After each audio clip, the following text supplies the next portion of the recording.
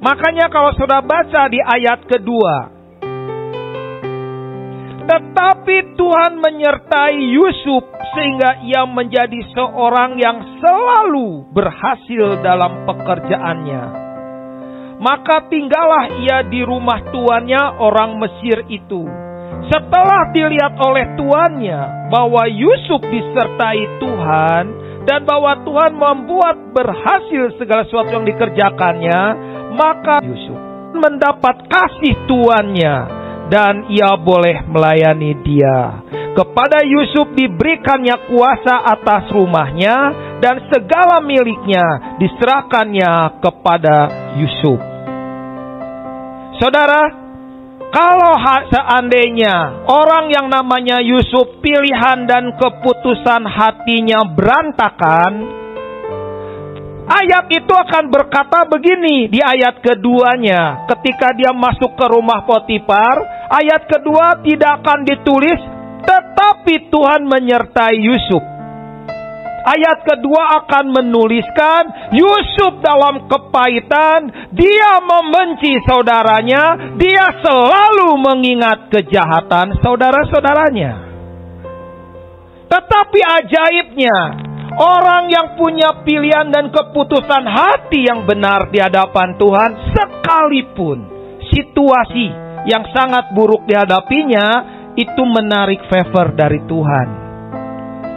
Perkara ini seperti yang dituliskan, tetapi Yusuf disertai Tuhan. Sebagai seorang budak, diawali dengan kalimat, tetapi Tuhan menyertai Yusuf. Itu tanda kenapa Tuhan menyertai Yusuf. Itu berbicara pilihan dan kondisi yang apapun gak ada kaitannya dengan pilihan dan keputusan hatinya Yusuf. Banyak orang hatinya berantakan. Ketika hal-hal yang menebal dalam hati kita, itu yang menghalangi favor from God itu gak pernah terjadi lagi dalam hidup seseorang. Hal ini berbahaya. Semua dimulai di hati. Semua dimulai di hati. Dan semua dimulai dari hati. Semua dimulai di hati. Semua peristiwa yang terjadi dimulai di hati. Semua keputusan juga dimulai di hati. Kalau di hati dimulainya, maka keputusan di hati sangat menentukan hilir hidup kita. Kenapa? Karena di hati ini adalah hulunya. Kalau dari hati, setelah di hati benar, maka dari hati ini keluar juga benar. Semua dimulai dari hati. Dan setelah di hati, dimulai dari hati. Kalau hati kita mulai seperti prinsipnya katarak, itu mulai ada daerah yang menebal. Ada daerah yang mungkin tipis. Tapi kalau itu dibiarkan, itu akan mulai menebal. Dan mulai terjadi pelebaran juga. Bukan menebal, tapi pelebaran.